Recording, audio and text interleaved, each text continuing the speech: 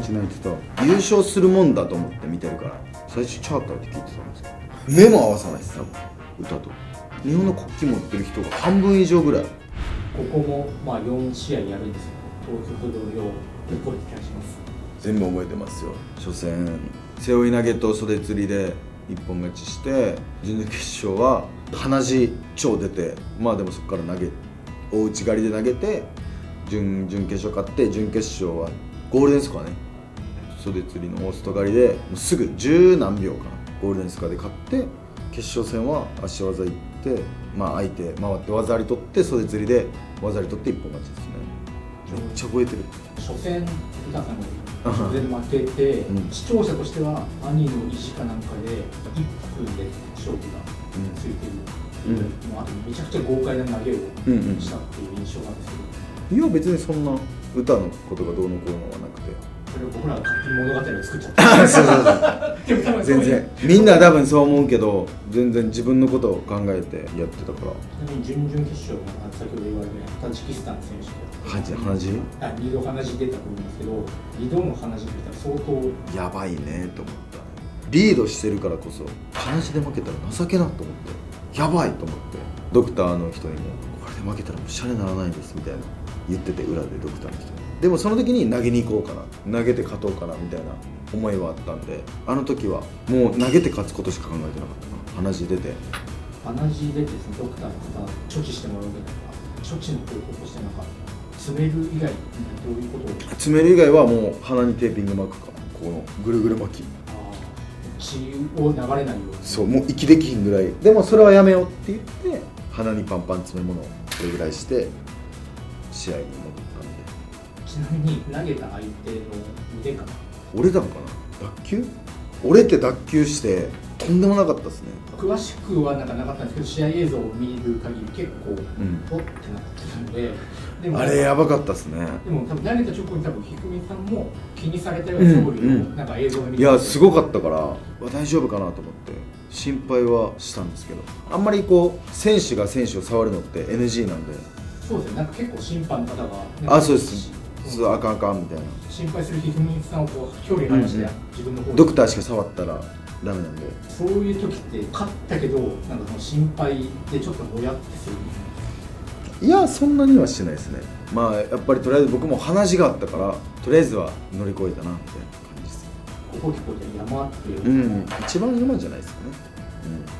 準決勝のボールド側の選手が多分、当時の世界ランキング1位、ゴールデンスコア入ってから9秒10秒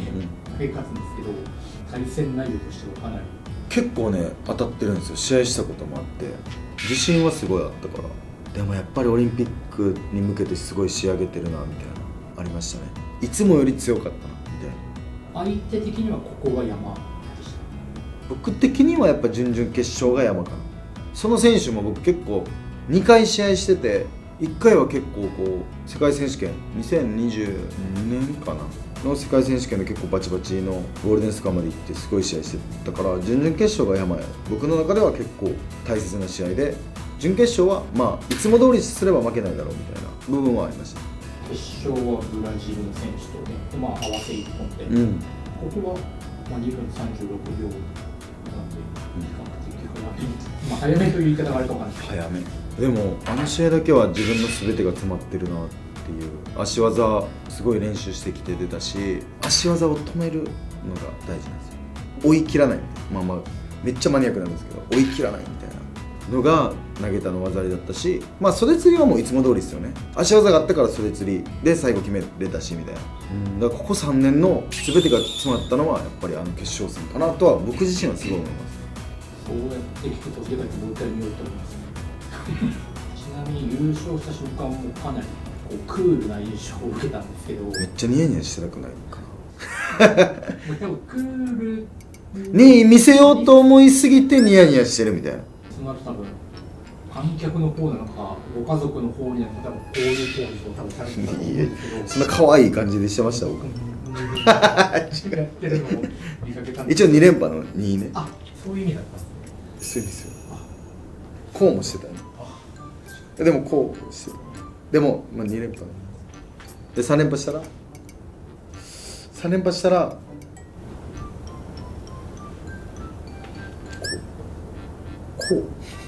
こうですよね。ダセー。あれはとっさに出たポーズ。そう。かっこよくないですか、こうやってして。いや、かっこいいなと思います。恥ずかしい。でもなんかポーズというよりもなんか全体に受けたのか、肩に向けたのかどっちなんだろうなっていうのは。そういうことですね。恥ずかしいですね。その後のインタビュー、日本中が多分大好きだったインタビューというか、妹のためにお兄ちゃんなんてみたいな言葉があって、すごい僕は感動した記憶があるんですけど。それはすごい思いましたよね、妹の分まで。そういう経験もほぼなかったんで、どっちかというと僕が全然ダメで歌が勝つこととかも多かったから、今回はやっぱり妹の分まで。まあ分までっていうとね、今よく考えてみるとやっぱり2人で金メダル取るのが一番だなとは思ったんで。フランスで2連覇した後の取材は東京の時とは違う、コロナじゃないじゃないですか、世界中のメディアから取材来ると思うんですけど、メディアの取材量とかってどう？やばかったっすね。終わって横、ずーっと会場内で、バーって、この国の変わった取材みたいなのがあったりしました？いや特にね、もう基本的には同じことをずっと。高藤先輩が唯一入ってたんで、そのメディアね、そこがまあ嬉しかったかなと僕は思いますね。個人で金メダル取って団体戦で東京の時に聞きましたけど、パリでは出るっていうふうに言われて、準々決勝のセルビアと、決勝のフランスで出たと思うんですけど、準々決勝のセルビアは同階級同じ、フランスは多分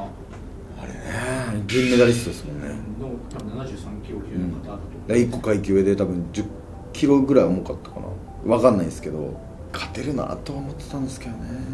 相手多分そのフランスで階級上で銀メダリストで、体重的にも実力的にもある相手だと思うんですけど、その中で文さんが出てく中で体重結構10キロもあって銀メダリストで、僕らとしてもってなりましたけど、日本国内的には向こう指導で反則負けないのかみたいなのがあった試合かなと思うんですけど、で最後タックルみたいな言われてましたね。取られるって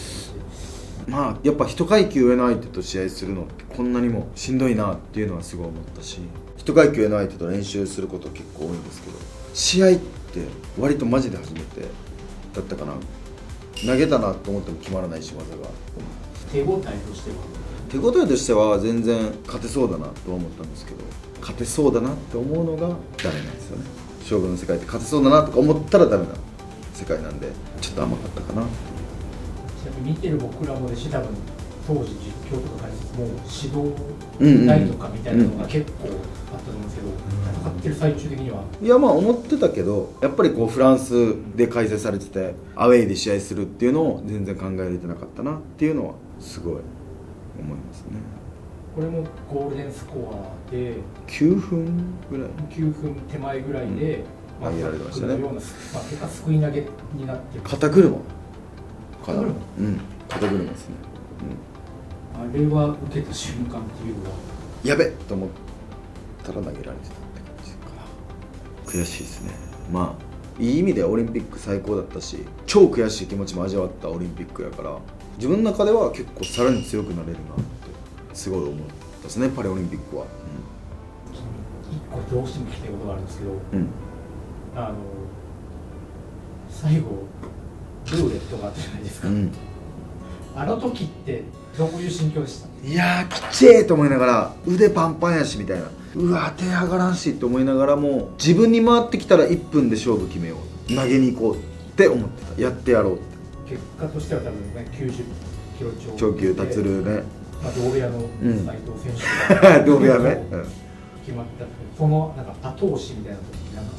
いやもう頑張れよというか、もういけるぞっていうしかないですよね。でも割と達る、僕からしたら勝てるんじゃないかなっていうのもあったし、まあ自分が来たらねやるしかないなぐらいの、でももう達がやってくれるやろうと思って託したって感じですね。自分にもし回ってきてたらどうなんですか？たらればすぎるな。勝ったんじゃないですか。1分以内に投げてたと思う、多分。ドキドキしました。ちゃドキドキしでも恋と来るなで言ったらどういう心の心境なの？恋と来るなっていうのはなくて、来たら1分で決めようみたいな、だから来るなっていうのはなかったかなっていう中で、団体銀メダル、団体終わって、柔道の全日程終了したと思うんですけど、そこからパリはどのぐらい滞在を？2日とかかな。2日後、テレビ局各局回って帰ってきた。じゃあ別に休む暇とかはなく、向こうでメディア取材を受ける、ちなみにこれなんか柔道の選手団の解散は東京着いてからみたいなんですか、それとも向こうの現地の？いや、着いてからでメディアの取材もついてからもあったんで、それで解散みたいな。監督とかどんなセリフ言ってもらうとかってあるんですか、全員に向けて個人的にとか？いや、僕は個人戦終わった時に鈴木英二監督が良かったって言って泣いてたんで、すごい良かったなと思って、それはすごい印象。でもその団体戦で銀メダルやったとしても、俺はなんか、良かったみたいなのはみんなの前で言ってくれたんで、だからこそまたね、鈴木英二監督がロスまでやるんで、ロスまでやるというか、ロスのオリンピックも鈴木英二監督なんで、やっぱそこで団体で金メダル、個人もそうですけど日本で金メダルやっぱり取りたいなとは思いますよね、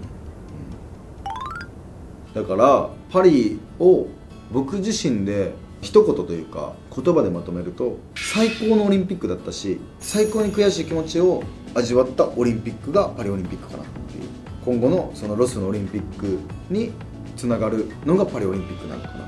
っていうのはすごい思うんで、僕としては東京とはまた違ったすごいいい経験したオリンピックなのかなっていうのを思うんで、ますます強くなりそうかな。ちなみにメダル4つもあるわけですからね、どこに飾ってる？家に普通に置いてる。自分の家、ご実家？自分の家に机の上のなんか入れ物みたいなのに入ってポンって置いてる全然飾ってない。東京のやつ飾るんかなとか思ったけど全然飾ってないから、さすがにね、なんか買って飾った方がいいですよね。ちなみにひろきさん、パリから帰ってきたひふみさんに最初に会ったってどのぐらいですか？帰ってきてから。帰ってきた日にどういう一緒に食事行って第一声なんて言ってました？やったぞみたいな。まあひろきはおめでとうって言って、やっちなみに何食べたんですか？その時焼肉をもう家帰るよりもすぐほぼ空港から焼肉屋に向かったぐらい、世界で一番美味しさ生きてきた中で結果をパートナーと一緒に食うんで最高ですね。ちなみにひろきさんから見て2連覇達成した阿部一二三は何か変わりました？まあいいとこなのか悪いとこなのかわからないけど、まあ何も変わらずというか、まあ、そのまま目標は変わらず4連覇